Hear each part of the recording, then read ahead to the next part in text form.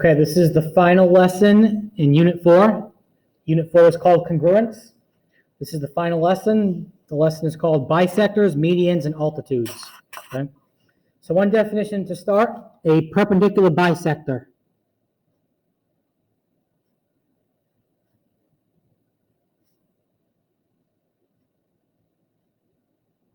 A perpendicular bisector of a side of a triangle is a line, segment, or ray that passes through the midpoint of the side and is perpendicular to that side. So remember, a perpendicular bisector cuts a segment in half into two congruent halves, and it's perpendicular to it, meaning it forms a right angle with it. Perpendicular bisectors of segments have some special properties. These properties are described in the following theorems. Okay. Any point on the perpendicular bisector of a segment is equidistant from the endpoints of the segment.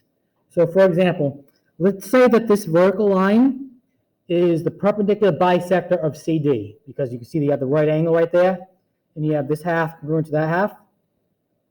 So this vertical line is the perpendicular bisector of CD. What the theorem is saying is any point on this line is equidistant from C and D. Okay, so for example, A is on the line, so it means that AC is the same as AD. A is the same distance from C as it is from D. So AC equals AD. Same thing with B. B is on the perpendicular bisector, so it means that BC equals BD. And so on and so on. So let's say I call this point right here, let's say I call that point E.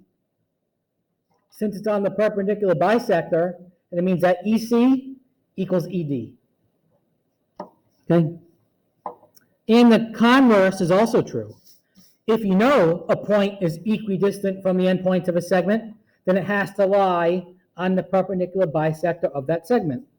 So for example, if I told you that AC equals AD, then it means that A lies on the perpendicular bisector of CD.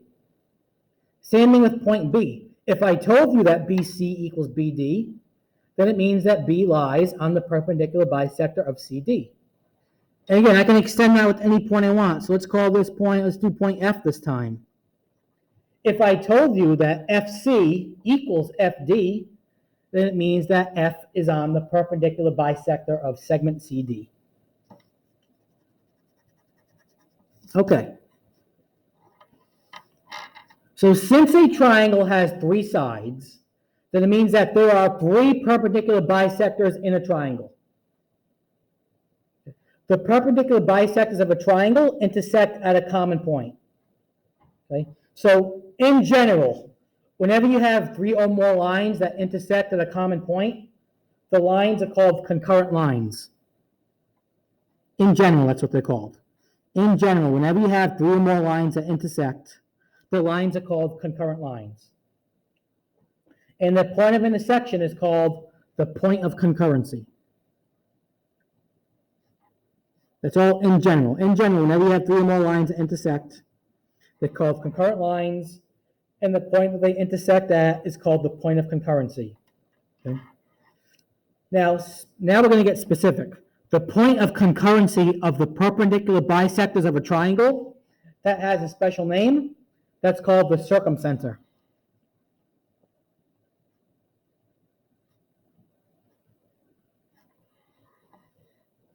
Okay?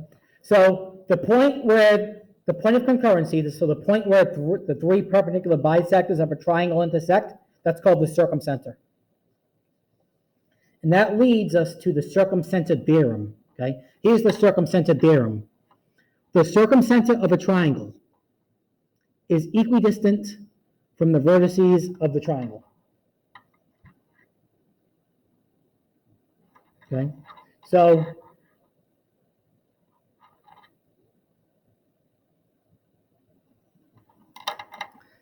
in our diagram, let me add on a tiny bit to this diagram right here, okay? So let me use some colored pencils.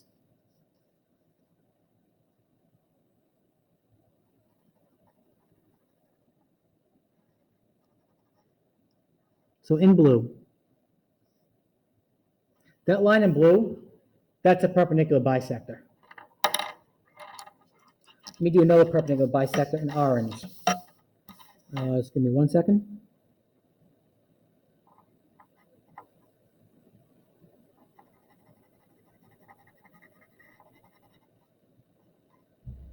There we go.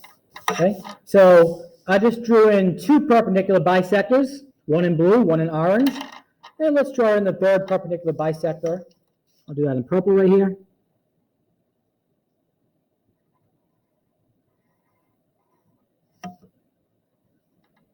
There we go.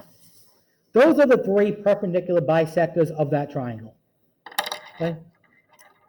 Now, what the theorem is saying is this point right here, point P, that's called the circumcenter. Okay, that is where the 3 perpendicular bisectors intersect. Okay. Now, what the theorem is saying is that the circumcenter is equidistant from each vertex in that triangle. So that means that PA equals PB, which equals PC. That is the circumcented theorem. Okay, PA equals PB, which equals PC. The circumcenter is equidistant from each vertex in the triangle.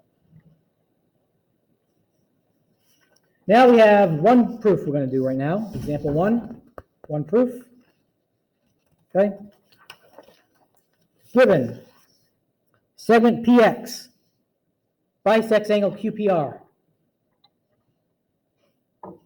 XY is perpendicular to PQ and XZ is perpendicular to PR.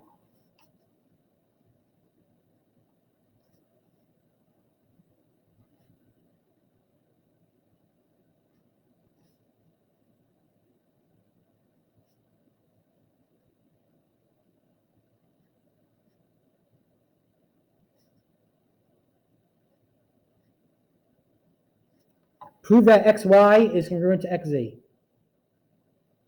So again, you want to prove that these 2 segments are congruent. In order to do that, you're going to use CP/CTC. So we have to first prove that the 2 triangles are congruent. So since PX bisects angle QPR, it means that this angle with one arc is congruent to this angle with one arc.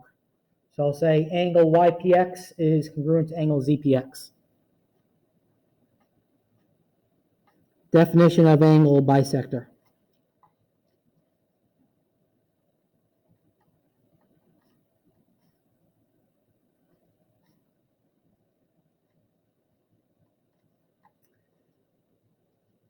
So since this is a right angle, I'm just going to label this as a right angle too. Since it's perpendicular, you know that they're both right angles. I'm just going to put that symbol there. Next, what I'm going to do is I'm going to say that angle PYX and angle PZX are right angles.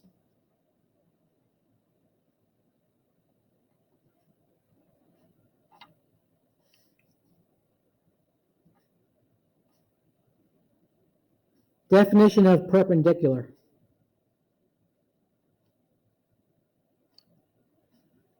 Okay, so now it's going to be a little tricky. Okay. Well, actually, no, let me do one more thing first. Since they're both right angles, I can say they're congruent to each other.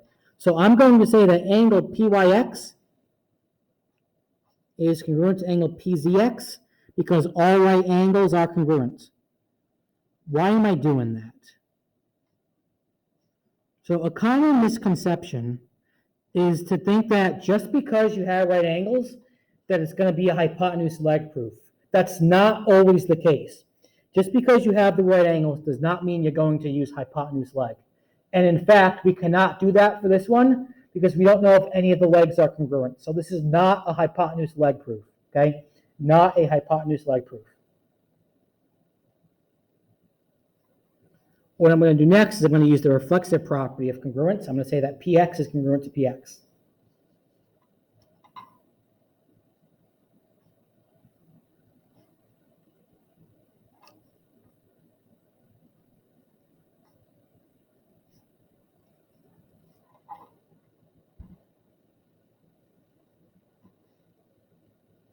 Now, if you look above, you'll see we have angle, angle, side, angle, angle, side. So the 2 triangles are going to be congruent by angle, angle, side. Okay? You don't know anything about the legs, so you can't use a hypotenuse leg in this. Okay? So you just got to go in the right order. I'll say triangle YPX is congruent to triangle ZPX.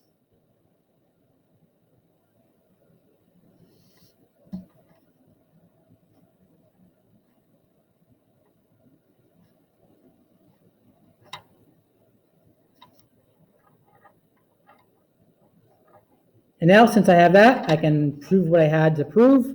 It says prove that XY is congruent to XZ. And I can do that because corresponding parts of congruent triangles are congruent. So why did we do this proof? Well, that proves this upcoming theorem. So that proof showed you that if you're on the angle bisector, then you're the same distance away from the sides of the triangle. Because since x is on the angle bisector, it means that xy is congruent to xz. That is this next theorem right here. Any point on the angle bisector is equidistant from the sides of the angle. We just proved that. That's a theorem that we just proved. That's why I did that proof today. Okay, we just proved that theorem. Any point on the angle bisector is equidistant from the sides of the angle. And the converse is true. Any point equidistant from the sides of an angle lies on the angle bisector. Okay? Okay, so let's go back to page 1 really quick. Okay, page 1 we talked about perpendicular bisectors, and I told you that the point of concurrency, so the point where the perpendicular bisectors meets, is called the circumcenter. Now we're going to talk about angle bisectors a little more. Okay, so it says on the next page, as with perpendicular bisectors, there are 3 angle bisectors in any triangle. The angle bisectors of a triangle are concurrent, so it means that they intersect. And the point of concurrency, the point where the angle bisectors intersect, is called the incenter of a triangle.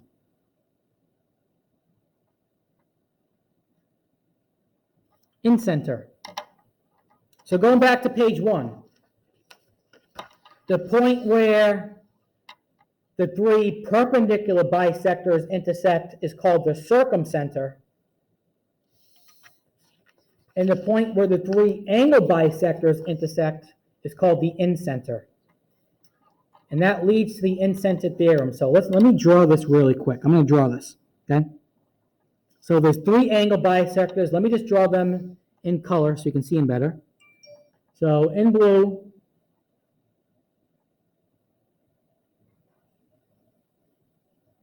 that's one angle bisector right there in blue.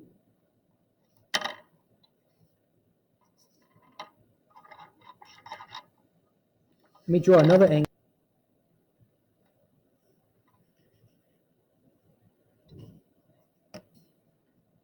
Okay, so my video actually stopped recording, so I'm not sure how much of this you got. So let me just recap in case you missed some of it.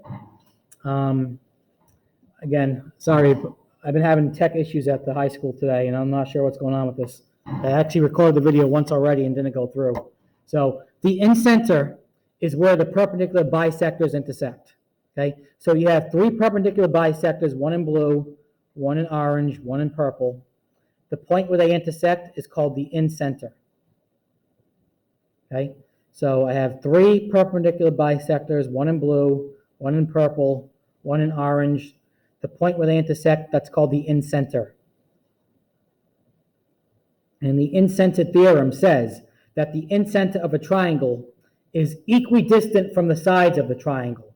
So if this is my incenter, it means that it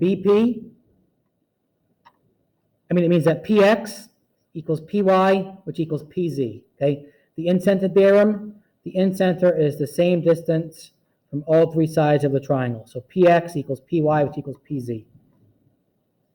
Okay? Again, I'm not sure what got recorded and what didn't get recorded, so if you saw this already, just skip ahead. A median is a segment whose endpoints are a vertex of a triangle and the midpoint of the side opposite the vertex. Every triangle has 3 medians. So here's a median. It goes from the vertex to the midpoint of the opposite side. That's called a median. There's 3 medians in every triangle. The medians also intersect at a common point, the point of concurrency, meaning the point where they intersect, is called a centroid. The centroid is the point of balance for any triangle. Okay? And here is the centroid theorem. Okay? So I colored in the three medians. So this is one median in blue. This is another median in orange. And this is another median in purple. Okay? So the median, or the centroid of a triangle, is 2/3 the distance from the vertex to the midpoint of the opposite side. What that means is, let's focus on AY. The centroid P, the distance from A to P, is 2/3 the entire median. Okay, that's the centroid theorem. Okay, the distance from A to P is 2/3 the entire median, which means the distance from P to Y is 1/3 the entire median. It also means that 2/3 is double 1/3, so AP is double PY. So let's pretend that AY is 45. That means that AP is 2/3 of 45. So AP is 30. And PY is 1/3 of 45, so PY is 15. And you can see 30 is double 15. That's the centroid theorem.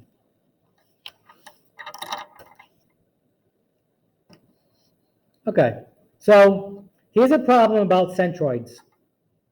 Points S, T, and U are the midpoints of DE, EF, and DF respectively. Find the values of X, Y, and Z. Okay, so this is a centroid theorem problem. Okay, that's the centroid right there.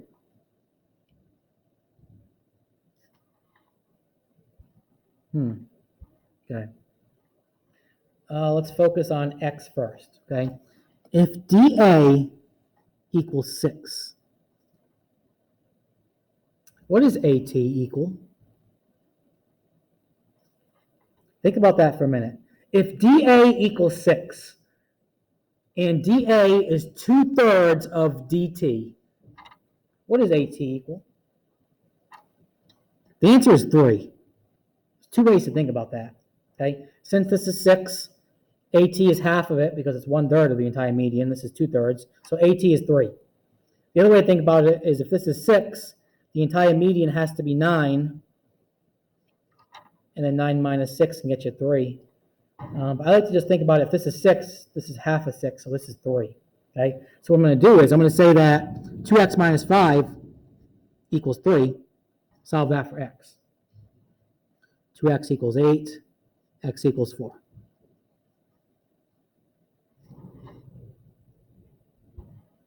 Now let's focus on y.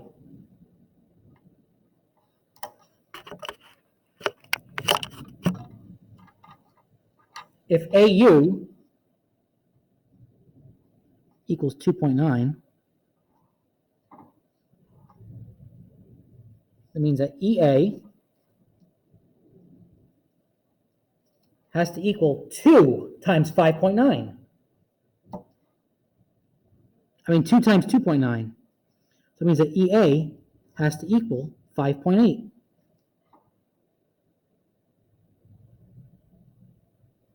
AU is 2.9.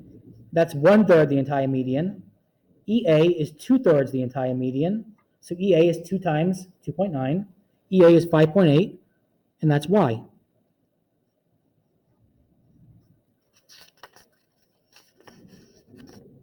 Okay. Now let's get Z.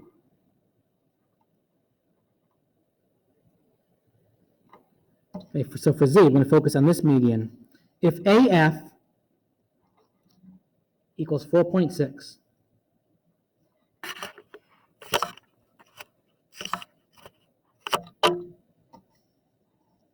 what is AS? AF is 4.6. AS has to be half of that. So AS has to be 2.3.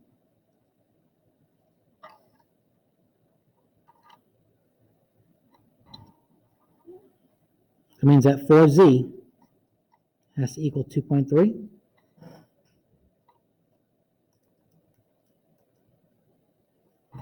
That means that z has to equal 2.3 divided by 4, which is 0.575.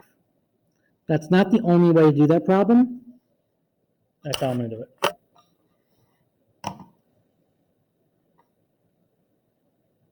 Okay. Almost done. An altitude of a triangle. Again, I'm sorry, I'm having technical difficulties at the school today, okay? I'm doing this from the school. I do it from my desk at the school, and I'm having trouble. It's like 2:45 right now, and I'm having all kinds of issues with the technology in the school today, okay? 2020, you know. An altitude of a triangle is a segment from a vertex to the line containing the opposite side and is perpendicular to the line containing that side. Every triangle has 3 altitudes. Okay, so again, this is the altitude. That's an altitude right there. It goes from a vertex to the opposite side, and it's perpendicular to that side. Every triangle has 3 altitudes, and the intersection point of the altitudes of a triangle is called the orthocenter.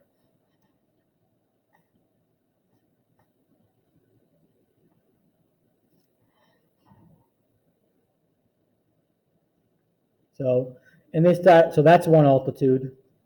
This diagram has all 3 altitudes drawn in, and you'll see this is the point where they intersect, and that's called the orthocenter. If the vertices of a triangle are located on a coordinate plane, you can use a system of equations to find the coordinates of the orthocenter, and that's what we're going to use for the last example today, example 3. Okay, so we are going to find example 3, find the coordinates of the orthocenter of triangle JKL. Okay. Let's start with vertex J.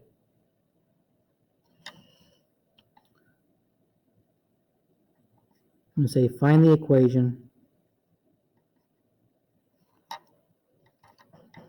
of the altitude from J to L. Of the altitude from J to segment KL. Find the equation of the altitude from J to KL. Okay, so the slope of KL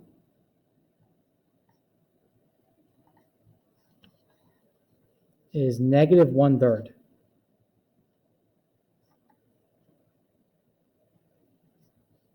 The slope of KL, you're going down 1, right 3. The slope of KL is negative 1/3. Okay. If the altitude is perpendicular to that, then it means its slope is a negative reciprocal. Okay. The slope of the altitude is positive 3. Opposite reciprocal because it's perpendicular. Think back to algebra 1. Okay, so I'm trying to find the altitude from J to KL. The slope of segment KL is negative 1/3. A perpendicular slope is positive 3, opposite reciprocal. Now we're going to go into what's called point slope form. Hopefully you remember some of this from algebra 1. Y minus y1 equals m times x minus x1.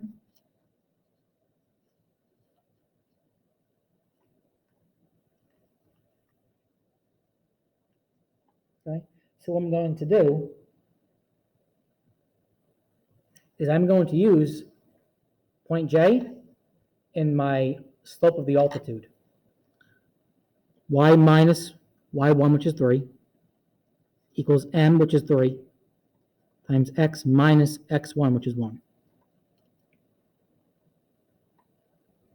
And what I'm going to do is I'm going to clean this up. I'm going to write that as y minus 3 equals 3x minus 3. I'm going to add 3 to each side to get y equals 3x.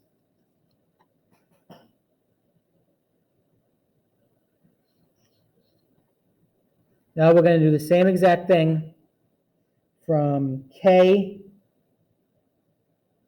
to JL, let's do. I'm going to say find the equation. This is a hard problem of the altitude from K to JL.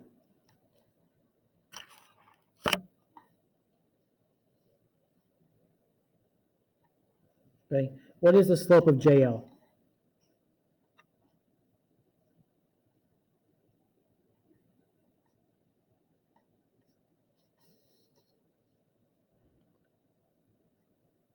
Three halves.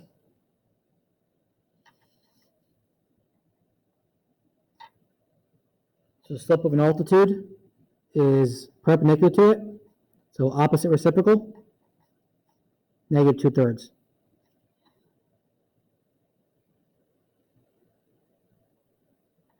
Let's go in the point slope form.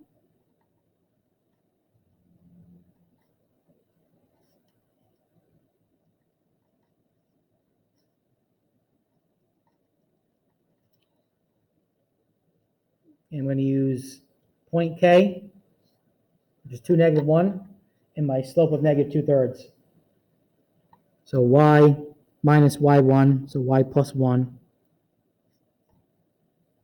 equals the slope of negative 2/3 times x minus 2.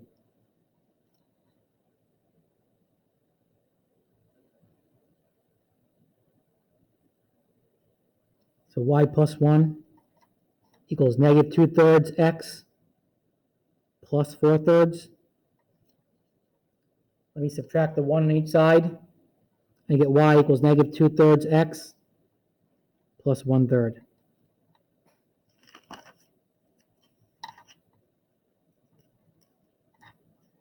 Okay.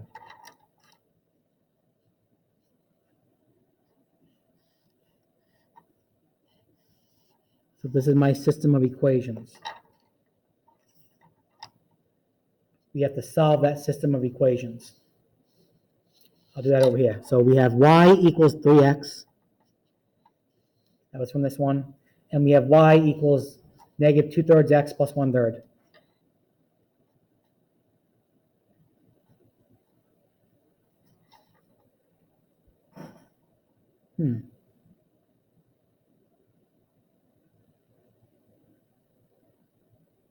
Let's use, I guess we should use substitution to solve this system of equations.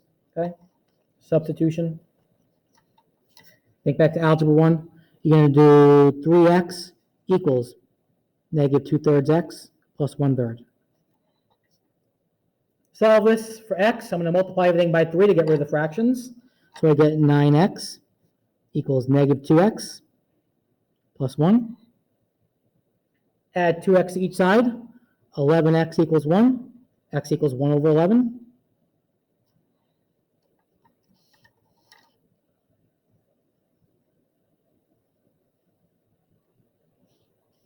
Okay. I know that y equals 3x. So y equals 3 times x, which is 1 over 11. So y equals 3 over 11. And those are the coordinates of the orthocenter. 1/11 and 3/11. So the orthocenter of triangle JKL is 1/11, comma 3/11.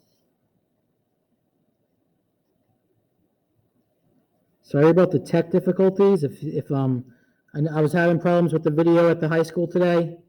I was having problems with many things at the high school today with technology. Welcome to 2020. So I think part of the video I may have said more than once because I wasn't sure what recorded, and part of it may have gotten cut off. Hopefully it works though. And this is just a summary of the lesson. And that is the end of that lesson. That lesson was called Bisectors, Medians, and Altitudes.